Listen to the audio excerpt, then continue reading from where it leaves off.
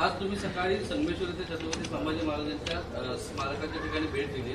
त्या भेटीवरती आमदार निलेश राणे यांनी म्हटले की प्रदेशाध्यक्ष टिपू सुलतानचे आवडत आहे, त्यांनी आम्हाला सांगू नये की कुठच्या पद्धतीने काम करायचं आणि आमच्या अनास्थेबद्दल त्यांनी काही बोलू नये. त्यांची अनास्था आहे हे त्यांनी मान्य केलं, हे काही कमी नाही. त्यांना विचित्र, विकृत आणि विखारी बोलण्याकरता नियुक्त केलेलं आहे. संविधानाची शपथ घेऊन जो मंत्रिमंडळात माणूस आहे तो या महाराष्ट्रामध्ये अशा प्रकारचे वक्तव्य करतो, याबद्दल मला खेद आहे, खंत आहे. ज्या वि. स. खांडेकरांनी अमृतवेल नावाचा ग्रंथ लिहिला, त्या ठिकाणून एक गटारगंगा व्हावी ही खरी एक शोकांतिका आहे.